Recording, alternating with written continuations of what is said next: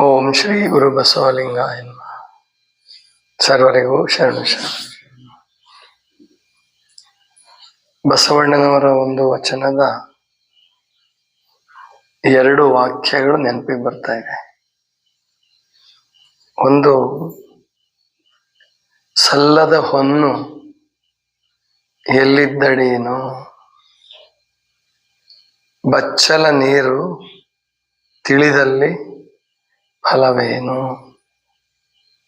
ಬಹಳ ಅದ್ಭುತವಾದಂತಹ 2 ವಾಕ್ಯಗಳಿವು. ಅಂದ್ರೆ ಮನುಷ್ಯನ ಜೀವನ ಅದು ಉಪಯೋಗ ಆಗಬೇಕು. ಅವನ ಸದ್ಗುಣಗಳಿರ್ಲಿ ಅಥವಾ ಅವನ ಸಂಪತ್ತಿರ್ಲಿ, ಅವನ ಜ್ಞಾನ ಏನೇ ಇದ್ರೂ ಅದು ಉಪಯೋಗ ಆದರೆ ಖುಷಿ ಆಗತ್ತೆ. ಅಥವಾ ದೇವರಿಗೆ ಸಮರ್ಪಿತ ಆಗಬೇಕು. ವೈರಾಗ್ಯಶಾಲಿಗಳು ದೇವರಿಗೆ ಸಮರ್ಪಿತ ಮಾಡ್ತಾರೆ, ಸಂಸಾರಿಗಳು ಉಪಯೋಗ ಮಾಡ್ತಾರೆ. ಆದ್ರೆ 2 ಅಲ್ಲದ ಕೆಲವು ಜನ ಇದ್ದಾರೆ. ಈಗ ಸಂಸಾರಕ್ಕೂ ಅಲ್ಲ ಪಾರಮಾರ್ಥಕ್ಕೂ ಅಲ್ಲ ಅನ್ನೋ ಹಾಗೆ ಅವ್ರದ್ದು ಬರೇ ಗಳಿಸೋದು ಗಳಿಸೋದು ಗಳಿಸೋದು,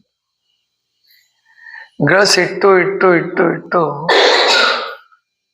ತಾವು ದುಃಖಿತರಾಗಿ ಇತರರನ್ನು ದುಃಖಿತರನ್ನಾಗಿ ಮಾಡಿ ಸತ್ತು ಹೋಗ್ಬಿಡ್ತಾರೆ. ಮತ್ತಂತಹ ಒಂದು ಯೋಗ್ಯರ ಕೈಗೆ ಸಿಗೋದು ತುಂಬಾ ಕಡಿಮೆ, ಎಲ್ಲೋ ಒಂದೊಂದ್ಸಾರಿ ಅಷ್ಟೆ. ಸಾಮಾನ್ಯವಾಗಿ ಜಗತ್ತಿನ ನಿಯಮ, ಹೊನ್ನು ಅಂದ್ರೆ ಹಣ, ಸಂಪತ್ತು ಹೆಚ್ಚು ಸಂದರ್ಭಗಳಲ್ಲಿ ಯೋಗ್ಯರಲ್ಲದವರ ಕೈಯಲ್ಲಿ ಸಿಗೋದೇ ಜಾಸ್ತಿ. ಅವರು ಅದನ್ನು ದುರುಪಯೋಗ ಮಾಡ್ತಾರೆ. ದುಶ್ಚಟಗಳನ್ನು ಕಲಿಬಹುದು, ಆಲಸ್ಯಗಳಾಗ್ಬಹುದು, ಆರೋಗ್ಯ ಕೆಡಿಸ್ಕೋಬಹುದು.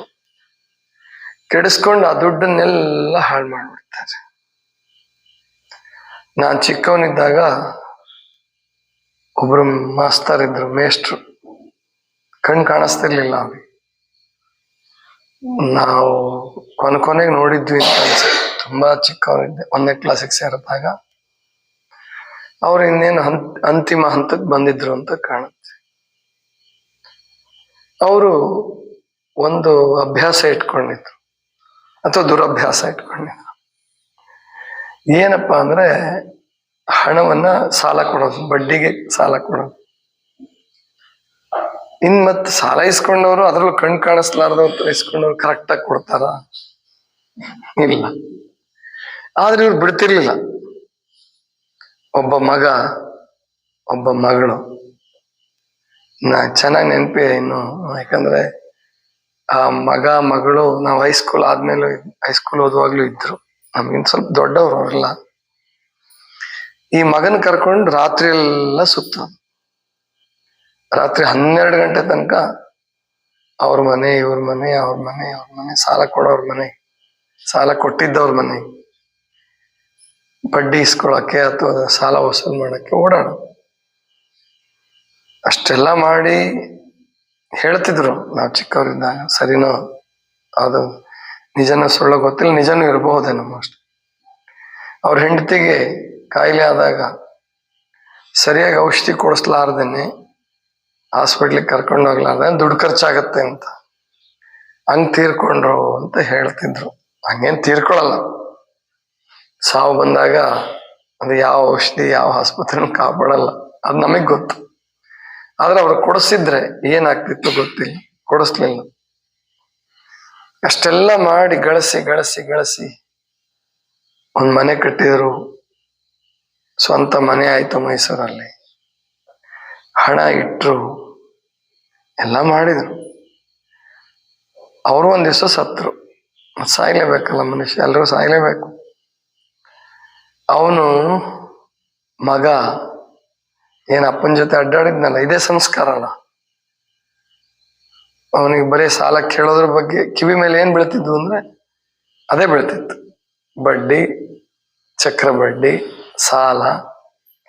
ಮಕ್ಕಳಿಗೆ ಯಾವ ಕಿವಿ ಮೇಲೆ ಬೀಳುತ್ತೋ ಆತರ ಅವ್ರ ಭವಿಷ್ಯ ರೂಪುಗೊಳ್ಳುತ್ತೆ. ಒಳ್ಳೊಳ್ಳೆದು ಕಿವಿ ಮೇಲೆ ಬಿದ್ದವ್ರೆ ಕೆಲವು ಸಾರಿ ಒಳ್ಳೆ ಭವಿಷ್ಯ ರೂಪಿಸ್ಕೊಳ್ಳಲ್ಲ, ಕೆಟ್ಟ ಮಾರ್ಗ ಹಿಡಿದು ಬಿಡ್ತಾರೆ. ಇನ್ನು ಇವಂದು ಕೇಳ್ತೀರಾ, ಕುಡಿಯೋದು ಕಲ್ತ ಮುಂದೆ ಒಬ್ಬ ತಂಗಿ ಅಂತ ಕಾಣುತ್ತೆ, ಮೀರಾ ಅಂತ ಹೇಳಿ, ಆಕೆನ್ ಮದುವೆ ಮಾಡ್ಲಿಲ್ಲ. ಅವನು ಕುಡ್ದು ಸತ್ತ. ಕಡೆಗೆ ಆ ಮಗಳ ಗತಿ ಏನಾಯ್ತೋ ಗೊತ್ತಿಲ್ಲ.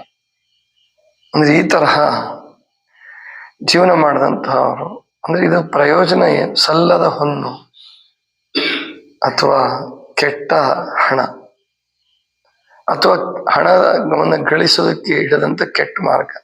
ಹಣ ಕೆಟ್ಟದ್ದಲ್ಲ ನಿಜವಾಗಿ. ಈ ಜಗತ್ತಿನಲ್ಲಿ ಪರಮಾತ್ಮನ ಶಕ್ತಿಗಳು ಅಂತ ಏನಿದಾವೆ ಯಾವ ಕೆಟ್ಟದ್ದಲ್ಲ. ಹಣ ಆಗ್ಲಿ, ಭೂಮಿ ಆಗ್ಲಿ, ಅಧಿಕಾರ ಆಗ್ಲಿ, ಏನಿದಾವಲ್ಲ ಕೆಟ್ಟವಲ್ಲ ಅವು. ಅದನ್ನು ಸರಿಯಾಗಿ ಬಳಸದೆ ಹೋದ್ರೆ ನಮ್ಮನ್ನು ಹಾಳು ಮಾಡ್ತವೆ, ಸಮಾಜವನ್ನು ಹಾಳು ಮಾಡ್ತವೆ. ಇದೇ ಇದರ ನಿಯಮ. ಸಮಾಜವೂ ಹಾಳಾಗುತ್ತೆ, ನಾವು ಹಾಳಾಗ್ತೇವೆ. ಆದ್ರಿಂದ ನಮ್ಮ ಹಣವನ್ನ ಚೆನ್ನಾಗಿ ಬಳಸಬೇಕು. ಅದಕ್ಕೆ ಬಾಲಲೀಲ ಮಹಾಂತ ಶಿವಿಗಳನ್ನ ಮಾತು ಹೇಳ್ತಾರೆ. ಬಾಲಲೀಲ ಮಹಾಂತ ಶಿವಯೋಗಿ ಅಂತ ಹೇಳಿ, ಹರಪೂಜೆ ಗುರು ಸೇವೆ ಅಂತ ಹರಪೂಜೆ ಗುರು ಸೇವೆ ಹೊರಪುಣ್ಯವಿಲ್ಲದೆ ಬರಿದೆ ಸುಖ ಭೋಗ ದೊರಕುವುದುಂಟೆ ಆತ್ಮ ಅಂತ ಹಾಡಿದೆಯಲ್ಲ. ಒಂದ್ ಮಾತು ಹೇಳ್ತಾರ, ಹಣವಿದ್ದಾಗಲೇ ಭಕ್ತಿ, ನೆನವಿದ್ದಾಗಲೇ ಸೇವೆ.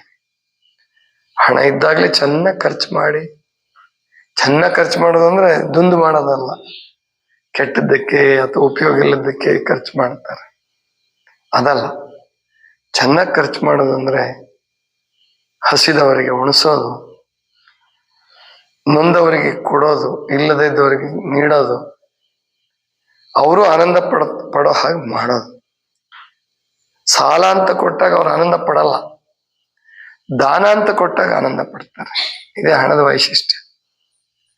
ಸಾಲ ಅಂತ ಕೊಟ್ರೆ ನೀವು 5 ರೂಪಾಯಿ ಕೊಡಿ, 10 ರೂಪಾಯಿ ಕೊಡಿ, ಸಾಲ ಕೊಡ್ಬೇಕಪ್ಪ, ಇದು ವಾಪಸ್ ಕೊಡ್ಬೇಕು ಅಂತ ಕೊಡಿ, ಅವರು ಅದನ್ನ ಖರ್ಚು ಮಾಡುವಾಗಲೆಲ್ಲ ಅದೇ ಚಿಂತೆ ಆಗುತ್ತೆ. ಅದೇ ದಾನ ಅಂತ ಕೊಟ್ಟಾಗ ಅದು ಅವ್ರಿಗೆ ಹಾಗನ್ಸಲ್ಲ.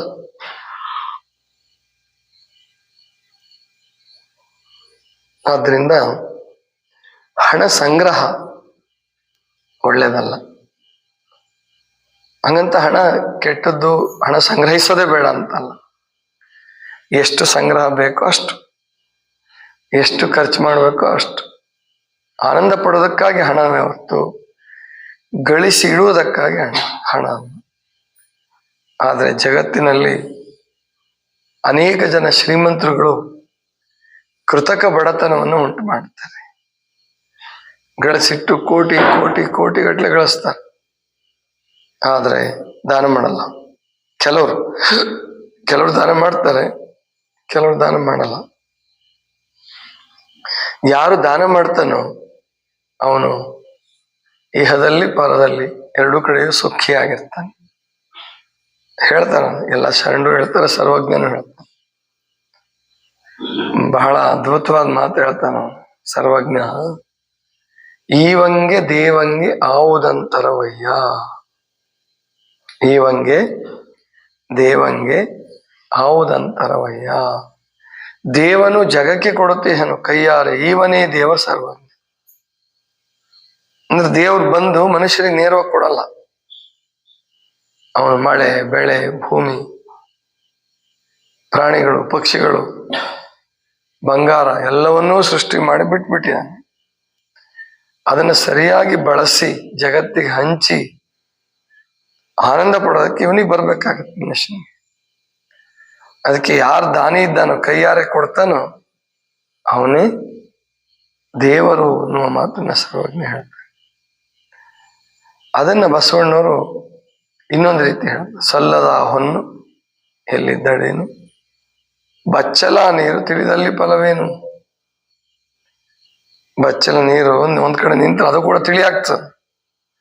ಕಸರೆಲ್ಲ ಕೆಳಗೆ ಹೋಗಿ ಹೋಗಿ ಹೋಗಿ ಹೋಗಿ ಅದು ಕೂಡ ತಿಳಿ ಆಗ್ತದೆ.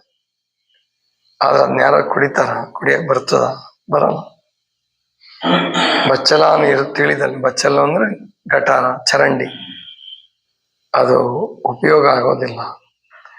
ಹಾಗೆ ಸಲ್ಲದ ಹೊನ್ನಿದ್ರೆ ಅಂದ್ರೆ ಖರ್ಚು ಮಾಡಲಾರದ ಹಣ ಗಳಿಸಿ ಗಳಿಸಿ ಗಳಿಸಿ ಇಟ್ಟಾರೆ ಆ ಬಚ್ಚಲ್ ನೀರಿಗಿಂತ ಬಹಳ ವ್ಯತ್ಯಾಸ ಏನಿಲ್ಲ. ಆದ್ರಿಂದ ನಾವು ತಿಳ್ಕೋಬೇಕು, ಸಂತೋಷವಾಗಿ ಬದುಕೋಣ. ಅದೆಷ್ಟೇ ಇರಲಿ, ನಾವು ಎಷ್ಟು ಕೊಟ್ಟು ಹಂಚಿ ಮಾಡಿ ಆನಂದವಾಗಿ ಬದುಕ್ತೀವೋ ಅಷ್ಟು ಪರಮಾತ್ಮ ಮತ್ತೆ ವಾಪಸ್ ಕೊಡ್ತಾನೆ. ಅದಕ್ಕೆ ಸರ್ವಜ್ಞ ಕೊಟ್ಟದ್ದು ತನಗೆ, ಬಚ್ಚಿಟ್ಟಿದ್ದು ಪರರಿಗೆ. ಕೊಟ್ಟಿದ್ದು ಕೆಟ್ಟು ಅಂತ ಬೇಡ, ಕೊಟ್ಟ ಹಾಳಾದೇನ್ ಬೇಡ, ಅದು ಶಿವನಲ್ಲಿ ಕಟ್ಟಿಹುದೇ ಬುತ್ತಿ ಸರ್ವಜ್ಞ. ಪರಮಾತ್ಮನ ಲೆಕ್ಕದಲ್ಲಿ ಇರುತ್ತೆ ನಾವು ದಾನ ಮಾಡಿದ್ದು. ಅದನ್ನೆಲ್ಲರೂ ರೂಢಿಸ್ಕೊಳ್ಳೋಣ. ಅವಗುಣಿಗಳ ಮೆಚ್ಚ ಕೊಡಲ್ಲ ಸಂಗಮದೇವ. ಕೊನೆಗಿರೋದು ಆ ವಚನ ಸಾಲು, ಅವಗುಣಿಗಳ ಮೆಚ್ಚ ಕೊಡಲ್ಲ ಸಂಗಮ. ಅವಗುಣಿಗಳು ಅಂದ್ರೆ ದುರ್ಗುಣಿಗಳು, ಸದ್ಗುಣಗಳಿಲ್ಲದವರು, ಅಂತಹವ್ರನ್ನ ಪರಮಾತ್ಮ ಇಷ್ಟಪಡೋದಿಲ್ಲ ಅನ್ನುವ ಮಾತನ್ನ ಹೇಳ್ತಾರೆ. ಇದಿಷ್ಟು ಇವತ್ತಿನ ಚಿಂತನ. ಸರ್ವರಿಗೂ ಶರಣ ಶರಣ.